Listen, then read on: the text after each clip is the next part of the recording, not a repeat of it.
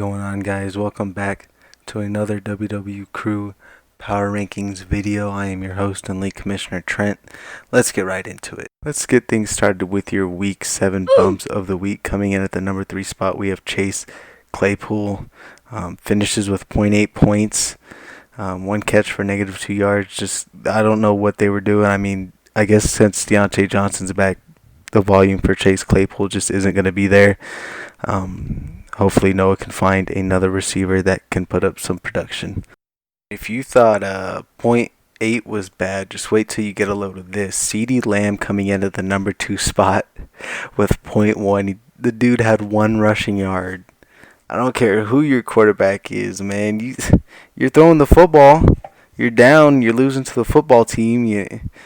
1 rushing yard for CeeDee Lamb, that's all you get. I mean, even if he catches a freaking pass, he most likely gives Brendan the win this week. But it just happens as fantasy for you, and Brendan was just unfortunate to start a Dallas Cowboy.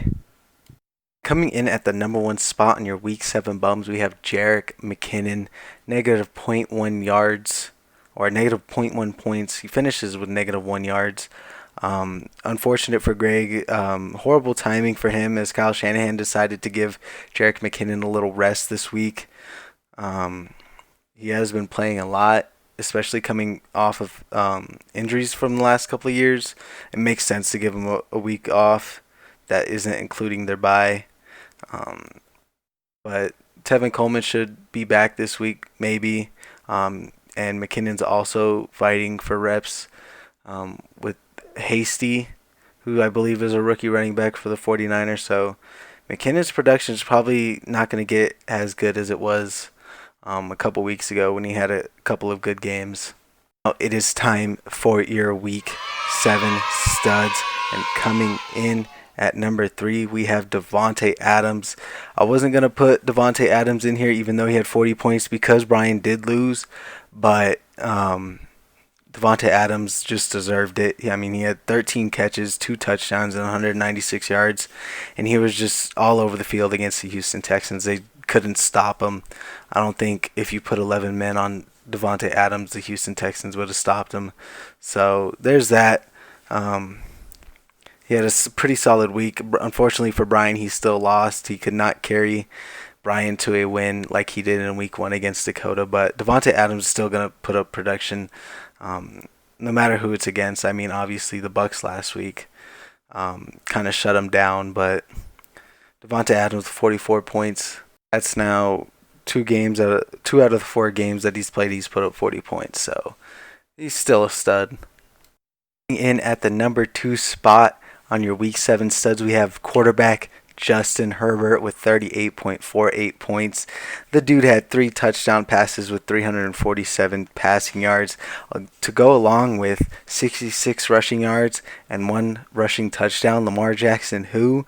Herbert was really solid against a sorry Jaguars defense. Might have a little bit of quarterback controversy on my team, but Justin Herbert deserves it this last week. Totally went off and helped me to a 14-point win over Noah. And at the number 1 spot, I mean, you guys pretty much know who it is. It's going to be Tyler Lockett with 53 points. 2 weeks ago, I think James had Derrick Henry that got 40 points, and now Tyler Lockett with 53. And he had 3 touchdown catches. He had 15 regular catches, and then 200 receiving yards. 53 points. I haven't seen this many points in a lineup, I believe. I know Will Fuller got over 50 last season, but no one had him and he was on waivers. So definitely the most I've seen someone score in this league. But yeah, no, Tyler Lockett definitely deserves the number 1 spot. I mean, no one else was even close to it. So, James, congratulations on another number 1 stud. And now, it's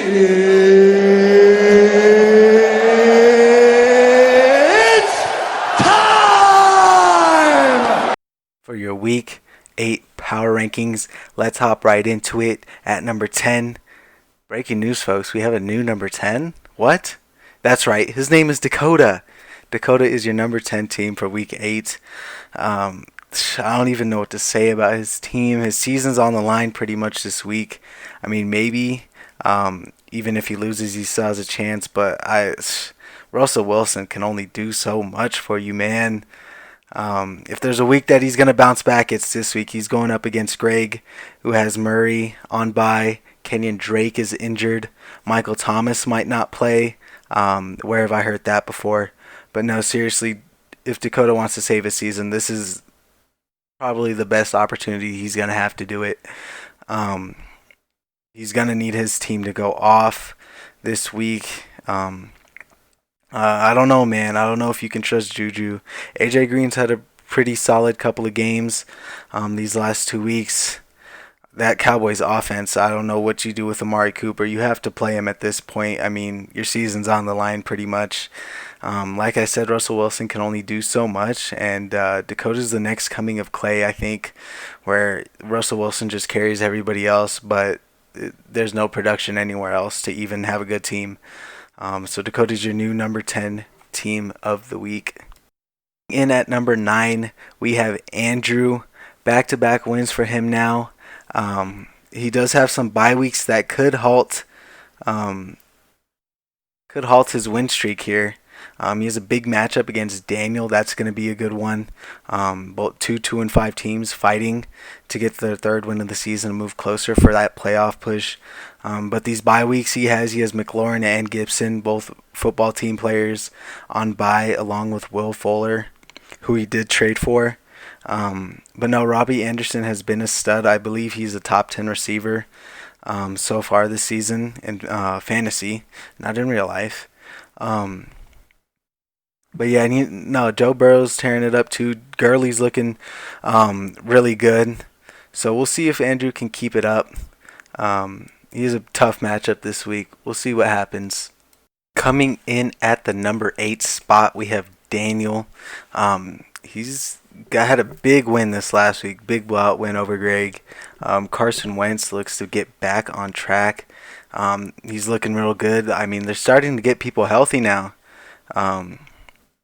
I don't know when the heck Alshon Jeffrey's going to be back, but I mean, apparently Carson Wentz doesn't need him.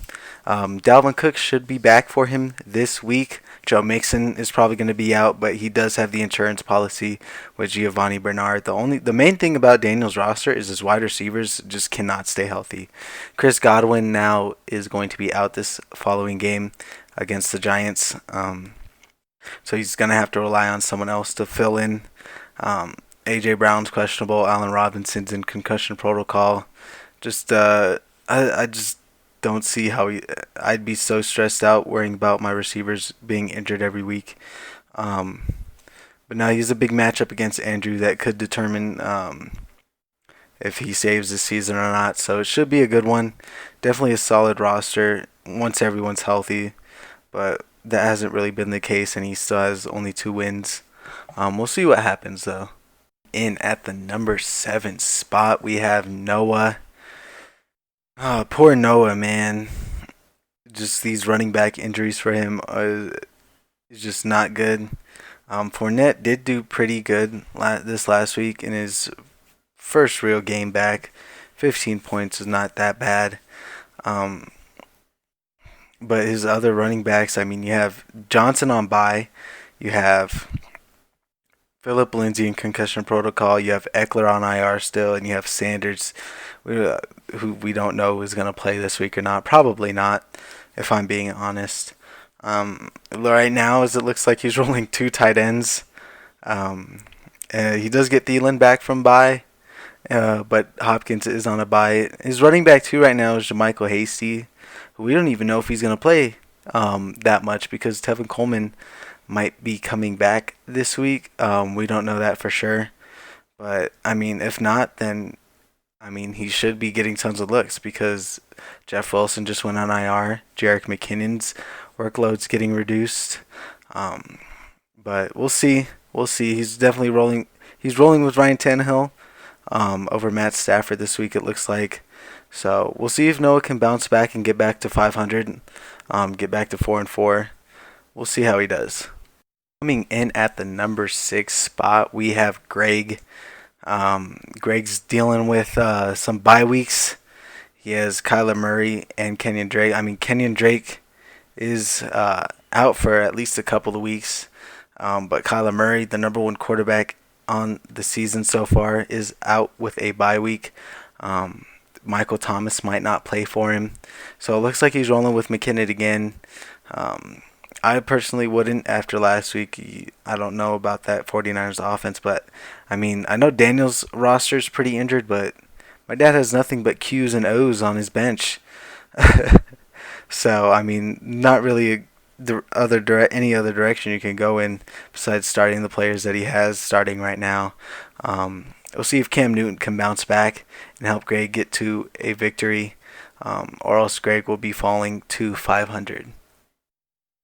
At the number 5 spot, we have Brian, and I know he lost this last week, but his roster is back. I mean, he's pretty much done with bye weeks outside of Tom Brady and Mike Evans, who don't have their bye until week 13. So honestly, his roster is looking really good. So he can literally leave the same people in the lineup every week, barring an injury, and just cruise.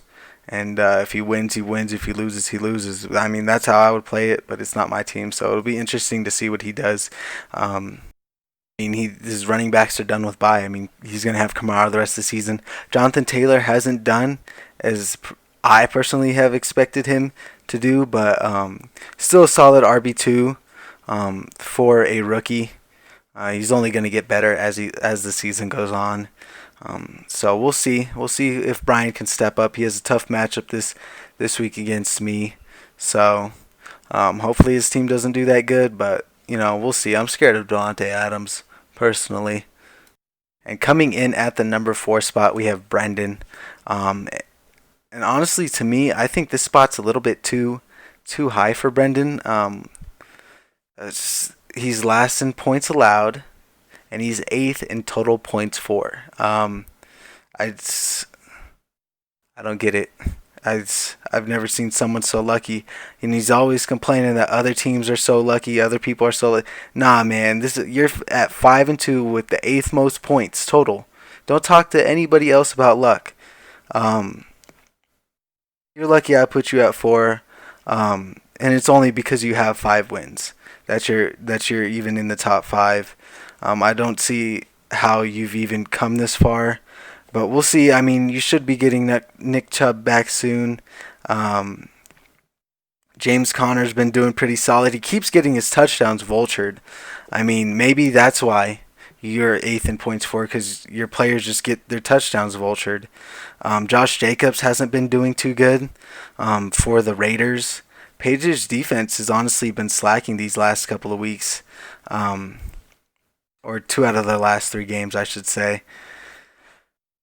What else? DJ Moore has been tearing it up. It looks like he's back ever since I made that remark about him not living up to his the expectations that he set for himself this last season. But we'll see. You got Parker back from bye. You're probably not going to trust CeeDee Lamb to do anything again. But now Brendan's roster's looking. I don't know. We'll have to wait and see. This is a team that can either keep winning or just straight up collapse.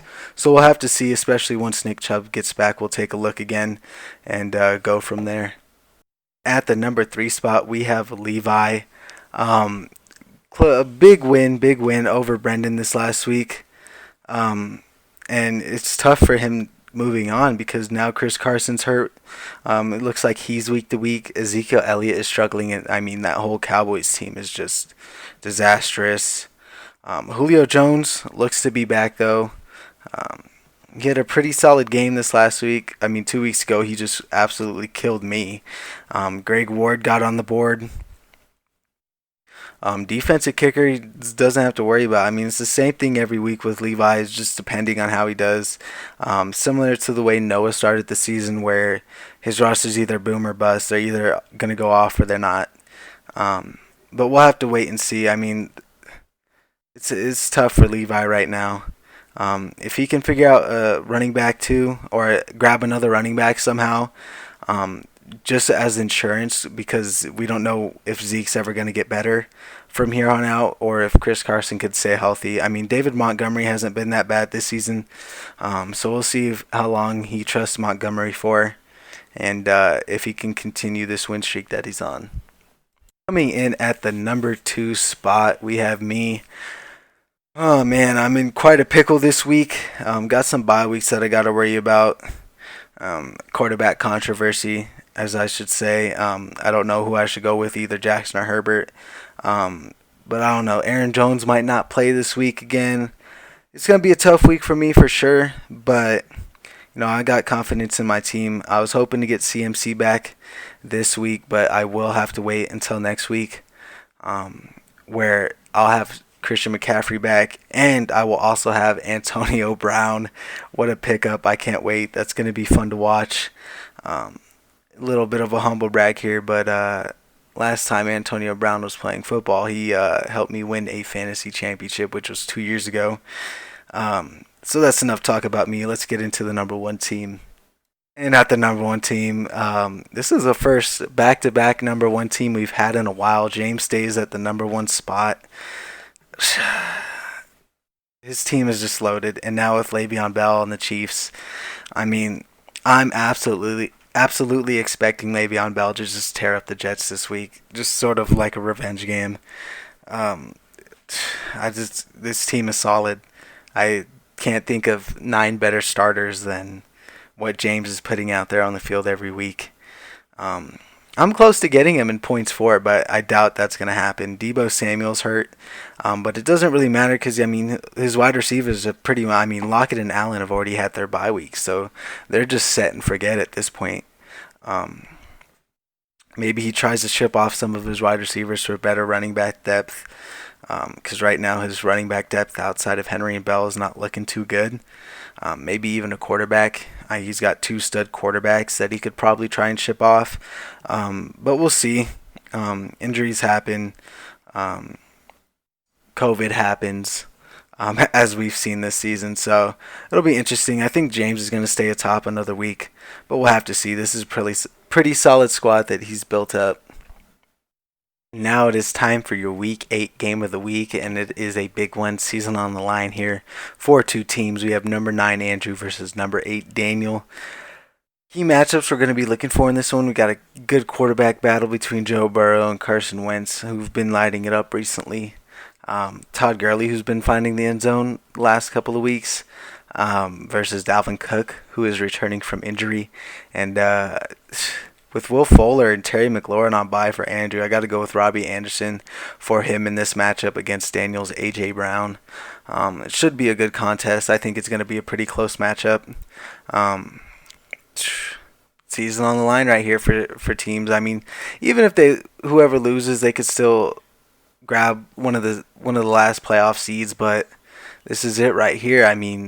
You want to be ahead. You don't want to be losing this crucial week. So season is pretty much on the line for both of these teams here. That's going to do it for your Week 8 Power Rankings. Hope you guys enjoyed.